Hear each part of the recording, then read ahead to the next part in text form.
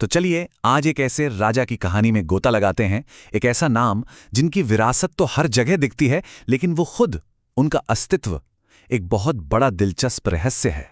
ये जो बात रजनीश चतुर्वेदी जी कह रहे हैं, ये उलझन शायद हम सब ने कभी ना कभी महसूस किया है ना। हमारे जन्मदिन, हमारे त्योहार, सब एक ऐसे कैलेंडर के हिसाब से चलते हैं जो बाकी दुनिया से मेल नहीं खाता। और ये कोट उसी फीलिंग को एकदम परफेक्टली कैप्चर करता है। तो सवाल ये उठता है कि क्या हो अगर ये पुराना कैलेंडर और वो राजा जिसके नाम पर यह है, उसकी कहानी हमारी सोच से कहीं ज्यादा बड़ी हो। और यहीं से एंट्री होती है एक महान शख्सियत की, उज्जैन के आदर्श राजा विक्रमादित्य। ज्ञान, वीरता और न्याय की जीती जागती मिसाल। विक्रमादित्य की सबसे बड़ी विरासत क्या है पता है? खुद समय। हाँ, एक पूरा का पूरा कैलेंडर सिस्टम जिसे आज भी लाखों करोड़ों लोग इस्तेमाल करते हैं। तो बात यह है कि ये सिर्फ तारीखें बताने वाला कोई कैलेंडर नहीं था। नहीं, ये एक नए सुनहरे दौर की शुरुआत का ऐलान था। कहानी कहती है कि इसे उस महान राजा ने शुरू किया था जिसने शकों को हराया और अपनी पूरी प्रजा का कर्ज माफ कर दिया। सोचिए जरा, उदारता और समृद्धि का इससे बड़ा प्रतीक और क्या हो सकता है। आप जो ग्रेगोरियन कैलेंडर हम सब इस्तेमाल करते हैं, वो पूरी तरह से सूरज पर आधारित है, राइट? लेकिन विक्रम संवत ये कमाल का है। ये चांद और सूरज दोनों के चक्रों को एक साथ लेके चलता है। मतलब एक ऐसा सिस्टम जो हमेशा मौसमों के साथ परफेक्टली सिंक में रहता है। और यहाँ एक बहुत ही इंटरेस्टिंग चीज है। क्या कभी सोचा है कि हफ्ते के दिनों के नाम जैसे रविवार, सोमवार, ये ऐसे ही क्यों हैं?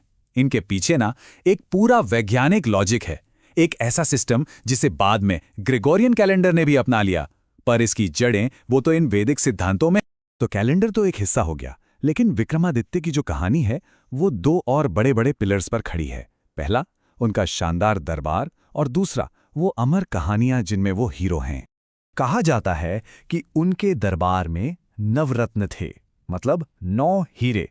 उस दौर के सबसे ब्रिलियंट माइंड्स का एक ग्रुप, हर कोई अपनी फील्ड का मास्टर।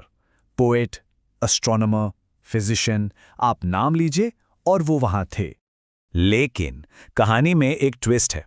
इतिहासकार जब रिकॉर्ड्स देखते हैं तो वो कहते हैं, एक मिनट, ये जो 9 रत्न हैं ये तो अलग अलग सदियों में हुए थे। मतलब उनका एक ही समय पर एक ही राजा के दरबार में होना, ये तो इम्पॉसिबल है। और फिर आती हैं बेताल 25 की कहानियां। याद है, राजा विक्रमादित्य और वो बेताल जो उनकी पीठ पर बैठकर मुश्किल पहेलियां पूछता था। इन कहानियों में विक्रमादित्य अपनी कमाल की बुद्धि और मजबूत चरित्र का सबूत देते हैं। तो अब आते हैं सबसे बड़े सवाल पर। अगर कहानियां इतनी मजबूत हैं, कैलेंडर आज भी चल रहा है, तो फिर वो राजा, वो असली ऐतिहासिक राजा विक्रमादित्य कहाँ हैं? देखिए, इतिहासकारों के लिए सबसे बड़ी मुश्किल यही है।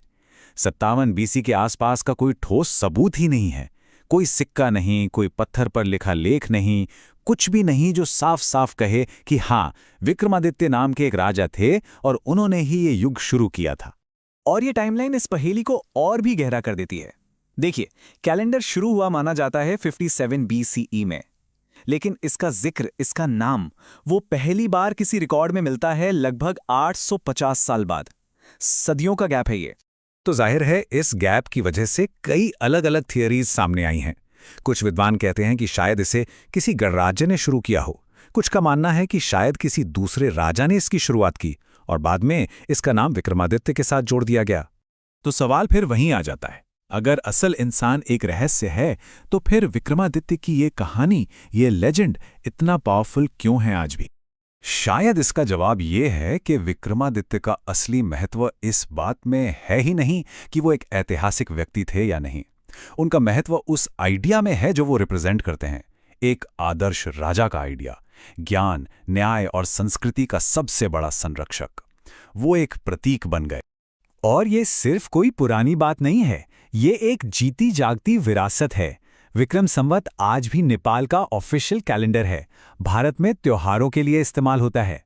बेताल 25 की कहानियों पर आज भी किताबें और शो बनते हैं। और उज्जैन में तो उनकी याद में एक पूरा मंदिर संग्रहालय है।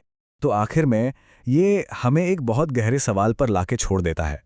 विक्रमादित्य की कहानी ये दिखाती है कि कभी-कभी किसी कल्चर को इंस्पायर करने के लिए, उसे एक पहचान देने के लिए, एक पावरफुल लेजेंड की ताकत शायद ऐतिहासिक सच से भी ज्यादा बड़ी हो सकती है।